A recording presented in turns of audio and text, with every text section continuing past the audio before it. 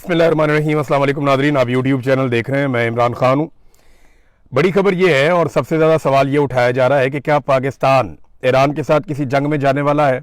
तो इस सवाल का जवाब इस वीलॉग में हम ढूंढते हैं। बहुत सारी आलमी खबरें हैं मशरिक़ वस्ता से ख़ास तौर पर, और उस पर हमें इन चीज़ों का जवाब मिल जाएगा।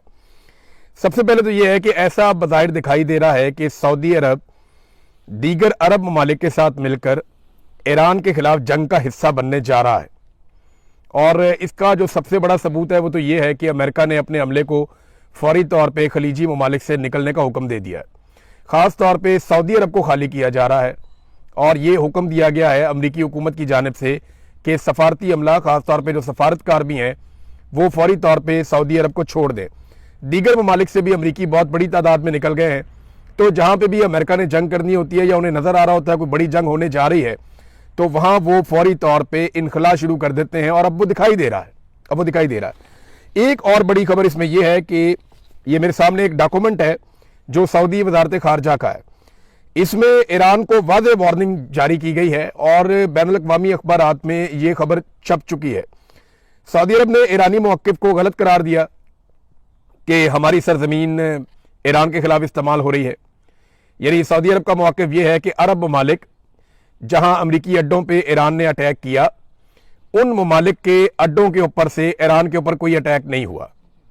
तो फिर ईरान के ऊपर अटैक हुआ कहां से, ये सवाल अपनी जगह मौजूद रहेगा। लेकिन सऊदी अरब का मौक़िफ़ ये है कि ईरानी सदर का दावा भी गलत है कि हमारे मुल्क से या हमारी बेसिस से, जो यहाँ पे बेसिस हैं अमेरिकन की, वहां से इनका दावा है कि ईरान के ऊपर हमला नहीं हुआ। और ईरान ने जो हमले किए हैं, जिनको ईरान जवाबी हमले कहता है, वो बिला जवाज़ हैं। सऊदी अरब ने सख्त अल्फाज इस्तेमाल किए हैं और साफ ईरान को एक तरह से जंग का नोटिस या धमकी दी है।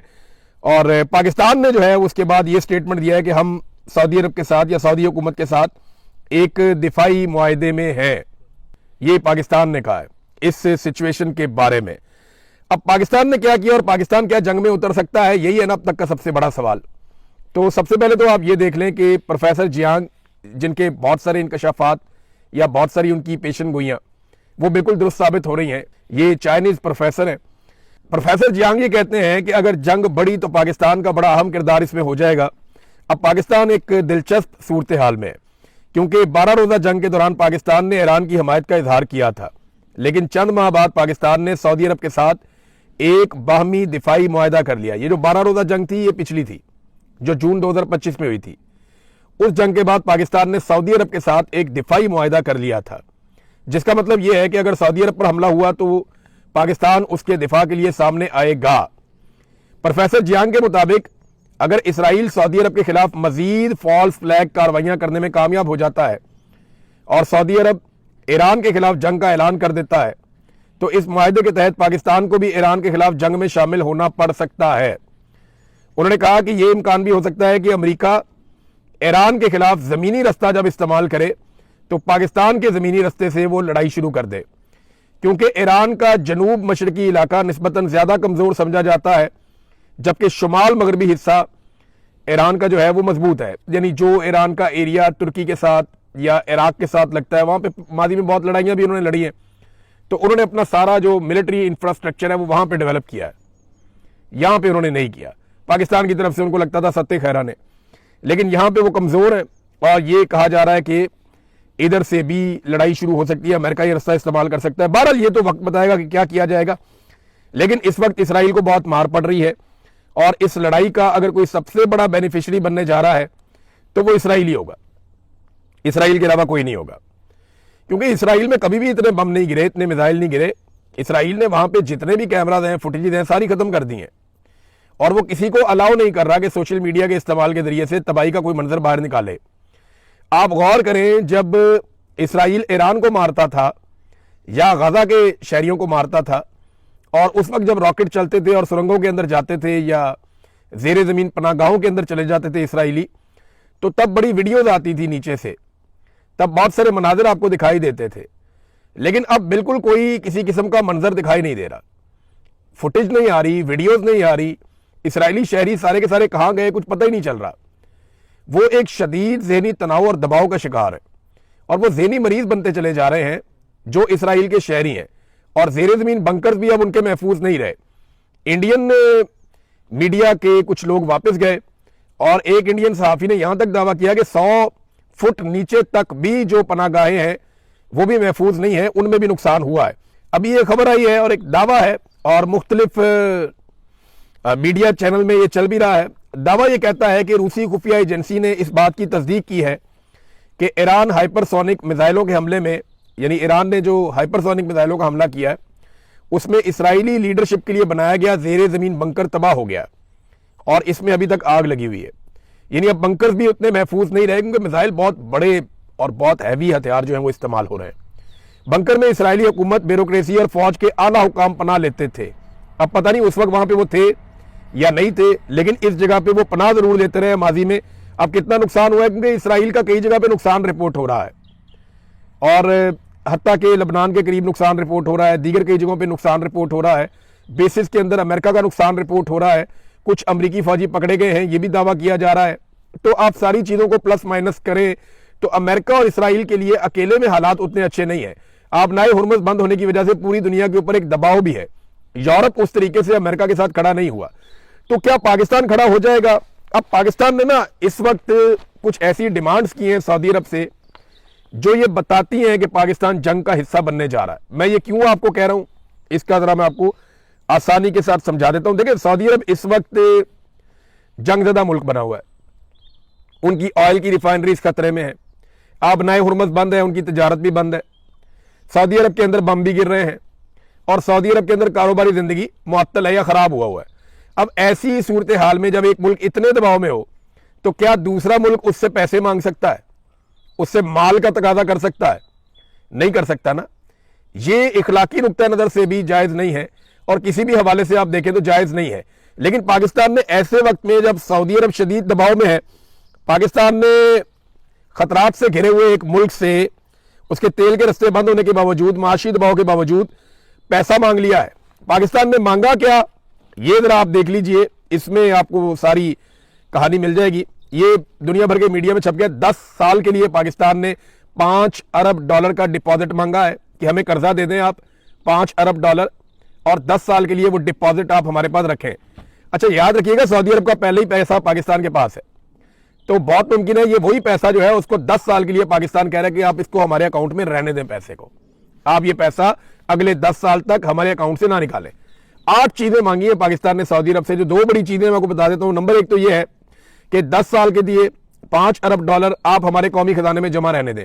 नंबर 1, ये कोई पैसा हमें वो दे नहीं देंगे लेकिन हमारे कौमी खजाने में जमा रहेगा। नंबर 2, $5 अरब की तेल की सहूलत हमें दी जाए, यानी में जो उधार तेल देता है सऊदी अरब उसकी मिकदार जो है वो $5 अरब तक कर दे। पहले मेरे ख्याल में 1.2 अरब थी, किसी दौर में ये $2 अरब भी थी, लेकिन अब पाकिस्तान ने डिमांड किया कि $5 अरब का तेल, तो ये $10 अरब की पाकिस्तान ने सहूलत मांगी है और ये उधार है, ये वो पैसा नहीं है जो सऊदी अरब देगा और पाकिस्तान का हो जाएगा। ये एक उधार पैसा है जो पाकिस्तान मांग रहा है। देखिए पाकिस्तान ने करना क्या है, क्या लड़ाई में वाकई उतर जाना है? पूरे पाकिस्तान में लोग एक ही सवाल पूछ रहे हैं ना, पाकिस्तान के पास रास्ता ही कोई नहीं है। आप गौर करें ना, पाकिस्तान एक ऐसे दोराहे पे खड़ा है जहां एक तरफ आर्जी फायदे हैं और एक तरफ मुस्तकिल खतरात हैं। यानी आर्जी फायदा आप ये उठा सकते हैं कि थोड़ा पैसा ले लें, अपनी इकोनॉमी को स्टेबल कर दें, सऊदी अरब के साथ खड़े हो जाएं, और मुस्तकिल खतरात ये है कि फिर आपका एक पूरा बॉर्डर और वल्नरेबल हो जाएगा। आपने इंडिया के बॉर्डर के साथ कभी नॉर्मलाइजेशन नहीं होने दी, ना इंडिया ने होने दी। अब अफगानिस्तान के साथ भी आपका वही पंगा है, रोजाना लड़ाई हो रही है। अब ईरान के साथ भी अगर आप ये करेंगे तो पाकिस्तान का कोई एक बॉर्डर भी महफूज नहीं रहेगा। सिर्फ चाइना का छोटा सा बॉर्डर है और वो महफूज होने की वजह यह है कि हमने उनके पैसे देने। अगर हमने उनके पैसे ना देने हो, वो भी एक दिन आएगा, चाइना कहेगा गवादर हमारे हवाले करो भाई, जो पैसा तुमने लिया हुआ है, इतनी बड़ी अमाउंट आपने $60 अरब के आप चाइना से कर्जे ले रहे थे डेवलपमेंट के नाम पे, अब वो पैसा वापस तो करना है। अगर आप पैसा वापस नहीं करेंगे तो क्या देंगे उन्हें? वो मुझे पता है कि क्या आपको देना पड़ेगा। गवादर जाके देखें चाइना ने कैसा बना दिया और उसको किस तरीके से उन्होंने डिजाइन किया है। एक तरफ तो आर्जी फायदे हैं, मैंने आपको बताया, और एक तरफ मुस्तकिल खतरात है। एक तरफ अमीर तरीन सऊदी अरब है और दूसरी तरफ मुसीबतों से घिरा हुआ सुपर पावर से जंग लड़ता हुआ ईरान है। तारीख ना अपने आप को दोहरा रही है। हम 50 साल पीछे चले जाए ना तो हमारे पास एक डिक्टेटर था ज़ियाउल हक, उसने जो पाकिस्तान के साथ किया और जो हालात उस वक्त थे लगभग वही हालात पाकिस्तान के वापस पैदा हो चुके हैं। अमेरिका और अमेरिका के इत्तेहादियों के साथ मिलकर अरब ममालिक की मदद से अफगानिस्तान में पाकिस्तान ने जहाद की बुनियाद रखी थी। आपको याद है तब भी अमेरिका था, अमेरिका के इत्तेहादी थे और अरब ममालिक थे, और अफगानिस्तान का बैटल ग्राउंड था जहां पे पाकिस्तान ने कहा कि यह जहाद है। उस लड़ाई में पाक फौज, तालिबान, अरब और अमरीकियों ने एक साथ मिलकर शाना बशाना ये लड़ाई लड़ी थी, और बाद में उन्हीं तालिबान ने, जिनको तैयार किया गया, अफगानिस्तान के तमाम धड़ों को शिकस्त देकर इक्तदार पर कंट्रोल हासिल कर लिया था। आज एक मरतबा फिर पाकिस्तान वही खड़ा है। आज ईरान में रजीम चेंज करना मकसद है, और उसके लिए एक बार फिर अरब ममालिक, पाकिस्तान, अमेरिका, इसराइल, उनके इत्तेहादी, वो सारे फिर उसी मुकाम पे दोबारा से खड़े हैं। तब भी बहुत सारे जर्नैल और सियासतदान अमीर हो गए थे, आज भी इम्कान है कि बहुत सारे जर्नैल और सियासतदान अमीर हो जाएंगे। तब भी पाकिस्तान में गैर आईनी हुक्मरान थे और उनको और उनके इकदाम को तहफ़्फ़ुज़ मिल गया था। ज़ियाउल-हक़ था ना, ज़ियाउल-हक़ को और उसके इकदाम को तहफ़्फ़ुज़ मिल गया था इस वफादारी के बदले में। आज भी पाकिस्तान में गैर आईनी हुकूमत है, एक डिक्टेटरशिप है, आसिम मुनीर साहब कंट्रोल करते हैं, तो इनको भी तहफ़्फ़ुज़ मिल सकता है। वही मामला आज भी है। तब भी पाकिस्तान ने अपनी एक लंबी सरहद हमेशा के लिए कुर्बान कर दी थी और एक मुस्तकिल खतरा ले लिया था, और आज भी पाकिस्तान की एक और सरहद गैर महफूज होने की तरफ जा रही है, और यही खतरा बदस्तूर मौजूद है। तो पाकिस्तान को बड़े होश के साथ फैसला करना पड़ेगा, लेकिन फैसला तो हो चुका, पार्लियामान में डिस्कस ही नहीं किया। यानी जब पाकिस्तान सऊदी अरब के साथ दिफाई मुआहदा करने जा रहा था तो पार्लियामान में पाकिस्तान ने डिस्कस नहीं किया। पार्लियामान में डिस्कस करते तो यह शर्त रखी जाती कि अगर सऊदी अरब किसी हमारे दोस्त, हमसाया, मुसलमान ब्रादर इस्लामी मुल्क से लड़ेगा तो हम इस लड़ाई का हिस्सा नहीं बनेंगे, अगर किसी दुश्मन से लड़ेगा तो लड़ाई का हिस्सा बनेंगे। कोई कंडीशन रखी जा सकती थी ना, लेकिन कंडीशन रखी नहीं गई। यह कहा गया कि सऊदी अरब पर हमला, पाकिस्तान पर हमला, और पाकिस्तान पर हमला क्या सऊदी अरब पर हमला होगा या नहीं होगा, इस सवाल का जवाब अभी तक हमारे पास नहीं है। हाँ, लेकिन एक बात है, अब इसको ना हमारे मौलवी, ये जो दरबारी मौलवी हैं पाकिस्तान के अंदर बेशुमार, ये इसको मक्का और मदीना की हिफाजत करार देंगे। वो कहेंगे जनाब कि हम तो हरम की हिफाजत के लिए जा रहे हैं, एक हूं मुस्लिम हरम की पासबानी के लिए, नील के साहिल से लेकर ताबका के काशगर। ऐसे ऐसे शेर आपको मौलवियों ने सुनाने ना, ऐसा ऐसा आपको जज्बाती करना है ना कि जैसे मक्का और मदीना को खतरा इसराइल से नहीं है, ईरान से है। अब ये मौलवी आपको ये कहानियां सुनाएंगे और आपको लड़ाई की तरफ रागिब करेंगे अगर ये माहौल बन गया तो। मैं कंडीशन अभी भी रख रहा हूं, मुझे अभी भी पता नहीं क्यों उम्मीद है कि शायद कोई होश के नाखून ले और इस लड़ाई से पाकिस्तान को बचाया जाए, लेकिन बज़ाहिर चीजें उसी तरफ जाती हुई दिखाई दे रही हैं। जिस तरह पाकिस्तान ने 10 अरब डॉलर की फैसिलिटीज मांगी है ना, उधार मांगा कि 5 अरब डॉलर से उधार दे दो, हमारे अकाउंटों में आप रख दें 10 साल के लिए। कुछ और चीजें भी मांगी हैं, IMF के वाले से भी मदद मांगी है, और साथ में 5 अरब डॉलर का उधार तेल भी आप हमें दे दें, फैसिलिटेट कर दें। जिस तरह पाकिस्तान ने मांगा है, इससे तो ये लगता है कि पाकिस्तान एक सौदेबाजी कर रहा है। अब मक्का और मदीना तो कोई खतरे में है नहीं, और ईरान से तो मक्का और मदीना को कोई खतरा होना नहीं चाहिए, मुसलमान तो सारे उसकी हिफाजत के लिए हैं। लेकिन मुझे ऐसा लगता है, और कुछ सोर्सेज ये कहते हैं कि कुछ ना कुछ ऐसा होने वाला है अरब ममालिक में जिसके बाद इस लड़ाई का जवाब बन जाएगा। ये मैं आपको फिर बता देता हूं कि आने वाले दिनों में कुछ ना कुछ ऐसा होगा अरब ममालिक में जिसके बाद लड़ाई का जवाब पैदा कर दिया जाएगा या लड़ाई का जवाब बन जाएगा। पाकिस्तान की पॉलिसी जो है ना, वो बड़ी प्रो इसराइल है। मैं ये देख रहा हूं कि पाकिस्तान वो सारी चीजें कर रहा है जिससे इसराइल को फायदा हो रहा है। बोर्ड ऑफ पीस के अंदर जाना, अमेरिका को दरख्वास्त करना कि हम अपनी फौज भेजना चाहते हैं गाजा में, फिर सऊदी अरब के साथ एक दिफाई इत्तेहाद में जाना, फिर इसराइल और अमेरिका की मजम्मत नाम लिए बगैर करना, उनका यानी नाम भी ना लेना, उनकी मजम्मत भी ना करना, फिर ईरान की मजम्मत करना कि वो अमरीकी अड्डों पे अटैक क्यों कर रहा है। ये सारी चीजें ना इसराइल को बहुत फायदा दे रही है, और अगर पाकिस्तान इस लड़ाई में उतर जाएगा तो इसराइल और पाकिस्तान जब शाना बशाना लड़ेंगे तो ईरान के लिए बहुत मुश्किल हो सकता है। अगर तो वाकई ये सिचुएशन बन जाती है तो ईरान जो है ना, वो बार बार यही कह रहा है कि पड़ोसी अरब ममालिक की सरजमीन हम पर हमलों के लिए बदस्तूर इस्तेमाल हो रही है। पाकिस्तान में ना एक और बड़ी खौफनाक कार्रवाई डाली जा रही है। कुछ नए अकाउंट्स बने हैं पाकिस्तान में सोशल मीडिया पे, ये जरा आपने गौर करना है और आपने देखना है, क्योंकि जो हमारे दोस्त एनालिसिस करते हैं उन्होंने ये रिपोर्टें बना ली हैं। मेरी टीम ने भी मुझे आगाह किया है कि बहुत सारे सोशल मीडिया पे नए अकाउंट्स बने हैं और ये शिया सुन्नी फसाद पाकिस्तान में फैलाने की कोशिश कर रहे हैं, और ये गुज़िश्ता चंद दिनों के अंदर सामने आए हैं, और ये दर्जनों की तादाद में एक एक अकाउंट ट्वीट्स कर रहा है और शिया सुन्नी फसाद पाकिस्तान में फैलाना चाह रहा है। देखिए, एक बात बड़ी क्लियर है कि पाकिस्तान में जो अहले तशी बरादरी है, हमारे भाई हैं, वो ईरान के साथ उनकी एक थोड़ी सी वाबस्तगी है और एक अकीदत है। लेकिन अभी जिस तरह से ईरान ने ये लड़ाई लड़ी है, या इससे पहले पिछले साल जून में लड़ी थी 12 दिन की, या इसके अलावा ईरान ने जिस तरह फलस्तीनी या फलस्तीनियों के कॉज के लिए आवाज उठाई है पूरे मुस्लिम उम्मा से बढ़ के, तो जो अहले सुन्नत पाकिस्तानी है उन सबके दिलों में बड़ी कदर बढ़ गई है ईरान की, और बहुत ज्यादा एक भाईचारा और इत्तेहाद की फिजा बनी है पाकिस्तान में पहली मरतबा। अब इस फिजा को तोड़ने की कोशिश की जा रही है अपने मजमूम मकासद के लिए। तो मेरी आप सबसे गुजारिश है, ऐसे अकाउंट्स को फौरन ब्लॉक करें, इनको रिपोर्ट करें, और इसके अलावा 2-4 बड़े अकाउंट्स भी हैं, वो भी यही कार्रवाइयां डाल रहे हैं, बारीक वारदातें। तो आपने शिया सुन्नी फसाद से और फिरका वारियत से पाकिस्तानियों बचना है, आपने इसका हिस्सा नहीं बनना। जब दुश्मन बम मारता है तो वो ये नहीं देखता कि ये शिया या सुन्नी है।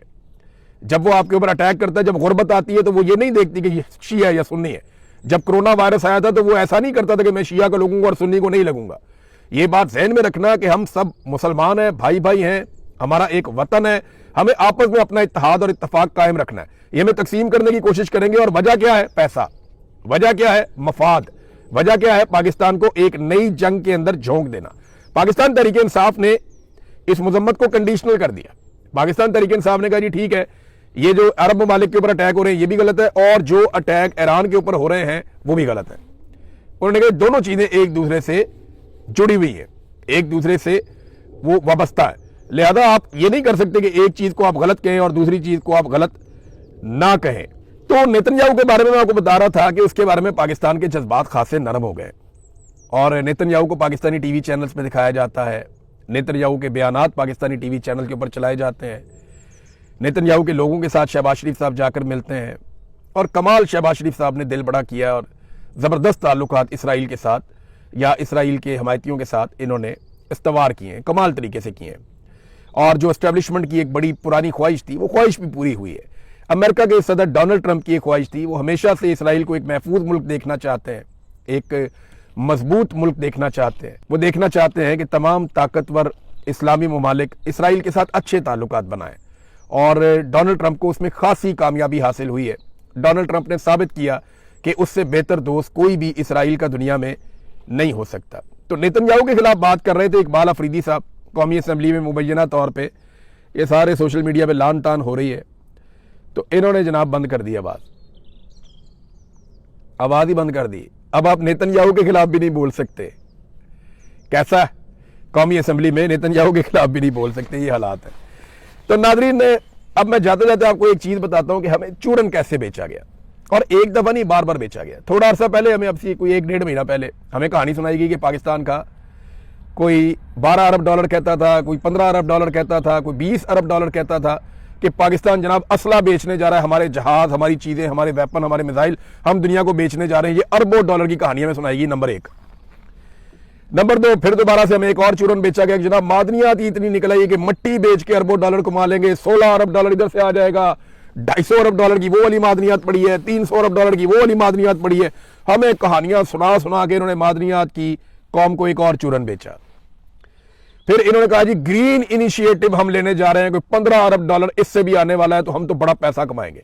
फिर कहा जी हमने SIFC बना ली है, 100 अरब डॉलर जो है उसकी सरमायाकारी तो फौरी तौर पे पाकिस्तान में आ रही है। और शहबाज शरीफ ने सरमायाकारी के नाम पे दौरे कर करके बेड़ा गर्क कर दिया इकोनॉमी का, लेकिन टके की सरमायाकारी पाकिस्तान में नहीं आई। ना सरमायाकारी आई, ना कोई दौलत आई, कुछ पाकिस्तान के अंदर नहीं आया। डॉलर डॉलर कर दे, इनका बेड़ा गर्क हो गया। और अब एंड में निकला क्या कि जनाब हमें उधार पैसे दे दें, हम आपकी जंग लड़ लेते हैं।